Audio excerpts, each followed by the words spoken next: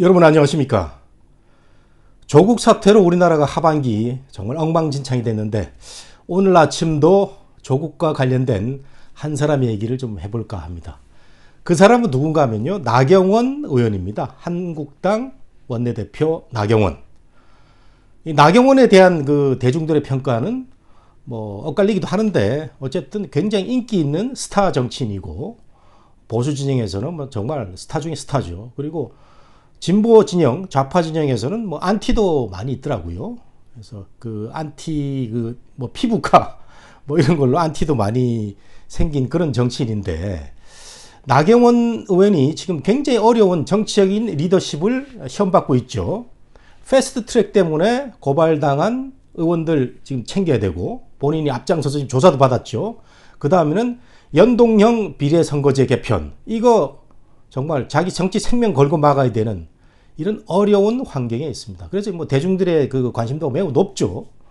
뭐 보통 때도 스타 정치인이 때도 높지만 지금 환경이 그렇게 더 관심을 집중하게 하는데, 제가 최근에 TV를 보다가 정말 깜짝 놀랐습니다. JTBC입니다. JTBC. JTBC는 저는 잘 안 보는데 우연히 보게 됐습니다. 박근혜 탄핵을 정말 주도적으로, 이건 언론이 아니고 선동을 해가지고 선전선동을 해가지고 문재인 정권을 탄생하는데 일조를 한 정말 대표적인 방송이죠. 그렇게 해서 지지율도 많이 올라갔잖아요. 시청률이요. 한때는 뭐 20% 가까이 올라갔는데, 종합편성 채널의 JTBC가 나경원 의원에 대해서 집중적으로 비판적인 보도를 하고 있습니다. 몇 주째 하고 있고, 그저께는 종합뉴스 시간에 말이죠. 전 세계 뉴스를 다 다뤄야 되는 종합뉴스 시간에 나경원 의원 보도를 한 7분가량, 한 3꼭지 정도로 나눠가지고 그 비판, 고발 기사를 다뤘습니다. 참, 저는 무슨 일이 난 줄 알았어요. 나경원에 대해서. 알고 봤더니 여러 가지 뭐 이유가 있는데 그 중에 하나 확실한 이유가 있더라고요. 이걸 뭐 제가 분석한 게 아니고 같은 진보 진영이었던 좌파 평론가들, 좌파 유튜브들이 많이 분석을 하더라고요. 시청률 때문이랍니다. 시청률. JTBC가 박근혜 탄핵 당시에 그 20% 가까운 시청률을, 지상파를 젖히고 그렇게 시청률 자랑하다가 이제 대중들이 점점 알게 되는 거죠. 아, JTBC 보도는 문제가 있고 문제가 많았다. 점점 멀어지게 되고, 최근에 조국 사태 와중에 JTBC가 진보 좌파 문재인 정권을 제대로 반영 보도하지 않았다, 이런 이유로 진보 좌파 시청자들도 떠나간 겁니다. 그러다 보니까 지금 시청률이 2%에서 3% 정도 나오고 있습니다. 아주 굴욕적인 상황인데, 그렇게 해서 JTBC가 나경원 의원을 집중적으로 보도하는 이유는 시청률 만회 작전이라는 겁니다. 저도 뭐 100% 좌파 평론가들의 분석에 동의합니다. 나경원이라는 인물은 워낙 그 핫한 인물이고, 지금 여러 가지 환경이라든가 정치적 리더십 환경이라든가 또 본인의 여러 주변 환경에 대한 의혹들이 많이 제기되고 있죠. 이거 뉴스거리로 삼으면 우리 시청률 올라갈 수 있다는 이런 얄팍한 논리로 나경원 의원에 대해서 집중적으로 보도하고 있는데 잘못된 거죠.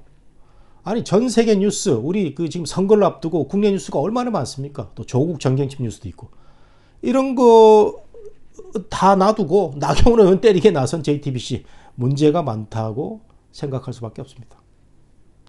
JTBC 문제는 이 정도 하고요.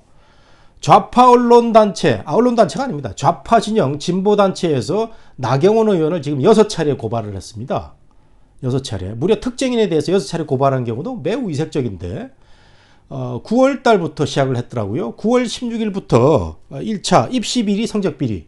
이건 나경원 아들, 딸도 입시비리 성적비리가 있다라는 의혹 제기를 해서 고소고발을 한 겁니다. 여러분 떠오르죠? 언뜻. 조국과 비교해서 엘리트 교수, 엘리트 정치인, 같은 서울법대 출신의 이미지가 좋았던 이 두 사람이 같이 공유하는 것은 아들, 딸에 대한 문제다. 나경원도 아들, 딸 입시비리 성적비리가 있더라. 이런 의혹을 가지고 고소고발을 해서요. 26일 날 추가 비리, 그 다음에 30일 날은 시민단체들이 더 들고 일어나서 나경원에 대한 명예훼손 고소까지 하고 있고, 10월 24일, 지난달 24일에는 스페셜 올림픽위원회, 나경원 의원이 원외 시절에 맡고 있던 스페셜 올림픽 그 위원회 위원장 할 때 이걸 뭐 사유화했다, 이런 걸로 고소 고발을 했습니다. 그리고 그저께는 스페셜 올림픽위원회가 정부로부터 특혜 지원을 받아가지고 뭐 건물을 샀더라 뭐 이런 보도도 있었고요. 그 다음에 성신여대 이병우 교수가 딸의 그 입학에 특혜를 주면서 또 성적에 특혜를 주면서 평창 스페셜 올림픽위원회의 예술 감독이 됐다. 이거 반대급부로 나경원 의원이 준 거다. 뭐 이런 식의 고소 고발이 있었습니다. 이병우 교수는 여러분들 잘 아시죠? 그 아주 기타리스트로 문화계 예술계에서 잘 알려진 사람이고 이 사람이 또 봉사를 많이 하는 사람이에요. 이런데 같이 고발이 됐더라고요. 그래서 6차례 고발된 이런 상황인데 앞으로 참 여러 가지 그 기추가 주목이 됩니다.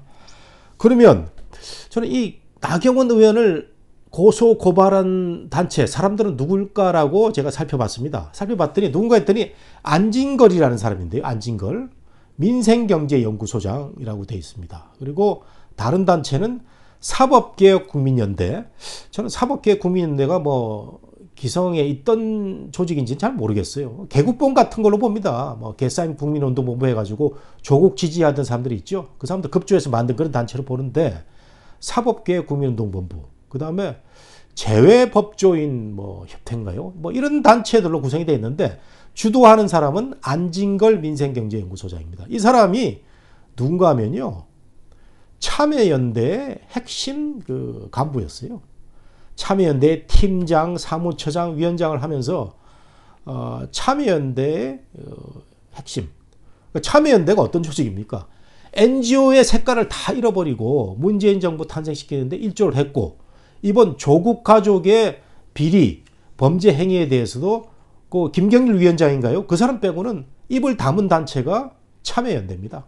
정말 반성을 많이 해야 될 단체인데 이 참여연대 출신의 안진걸이라는 사람이 고소 고발을 주도를 했고, 그 뭐 도와주는 사람이 김남국 변호사인가요?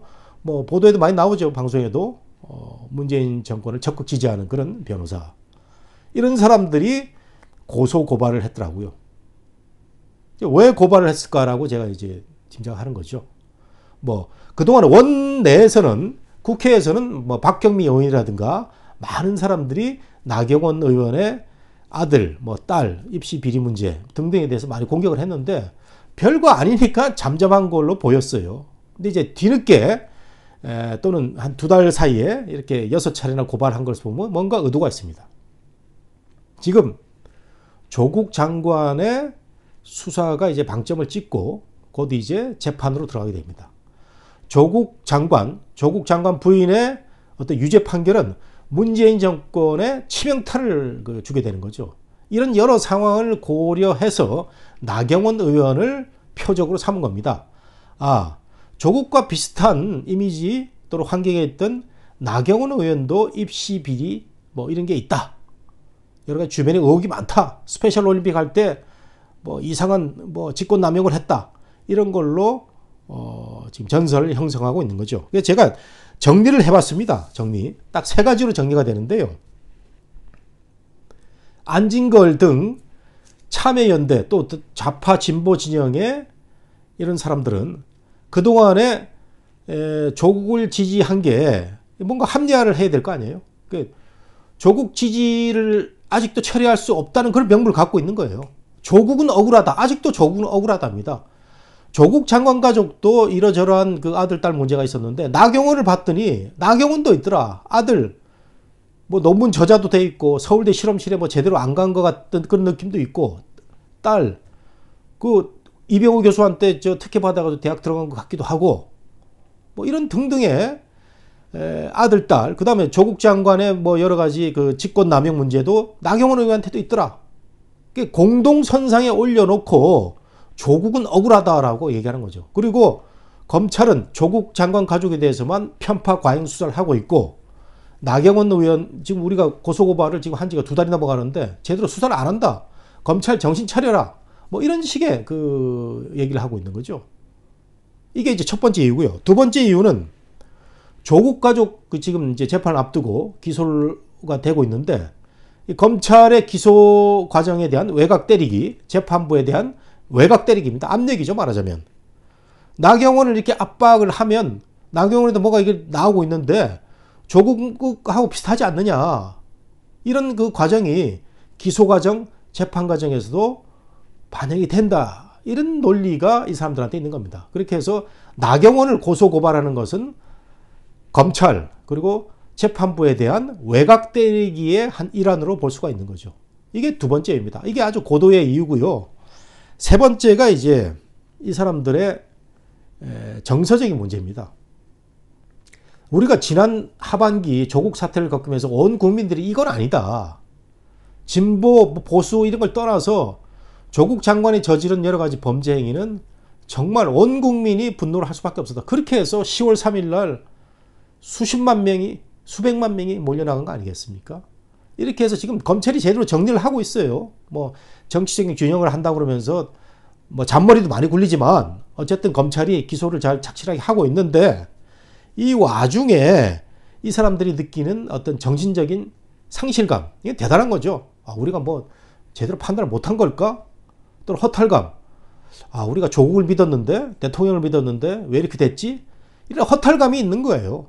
이런 허탈감을, 상실감에서 오는 허탈감을 만회하기 위해서 나경원을 본 겁니다. 아, 나경원을 봤더니 아들 뭐 유학 문제 논문 저자도 있고, 딸 대학 들어가는데 여러 가지 특혜도 보이고, 스페셜 올림픽 관련해 가지고 뭐 이상한 점이 많다. 이렇게 해서 나경원을 함께 공격을 하면서 아, 조국을 우리가 지지한 건 그게 이상한 게 아니었다라고 본인들이 이 허탈감을 자기 만족을 하는 거죠.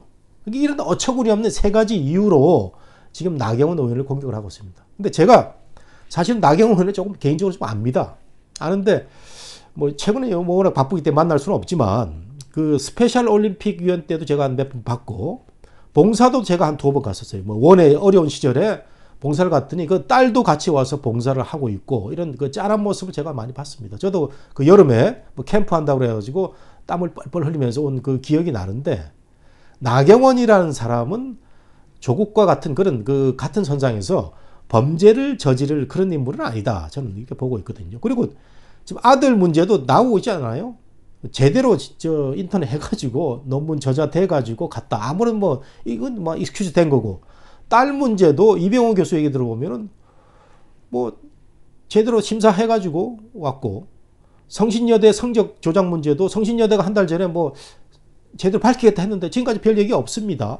그리고 스페셜 올림픽에 관한 문제는 나경원 의원은 정치를 오래 한 사람이고 판사 출신이기 때문에 그렇게 뭐 그 범죄적 그런 의도를 가지고 저지른 사람은 아니다. 저는 뭐 이렇게 보고 있는데 뭐 혹시나 모르죠. 또 어떤 일이 있을지 모르겠지만 안진걸 등 좌파 진보 단체가 고소 고발한 이유는 아까도 말씀드린 이 세 가지입니다. 조국은 억울하다. 검찰은 나경원도 이런 점이 있는데 조국 과잉 수사하지 마라 이거고요. 그 다음에 기소 재판 과정에서 외곽 때리기입니다. 나경원을 이렇게 압박을 하면서 외곽 때리기를 하면서 또 검찰에 대한 압박 이게 있고요. 그 다음에는 본인들의 허탈감, 상실감을 달래기 위해서 느닷없이 나경원 의원을 공격하는 거죠. 오늘 저는 이 내용을 가지고 조국과 나경원을 한번 비교해 봤습니다. 네, 좋은 휴일 보내십시오.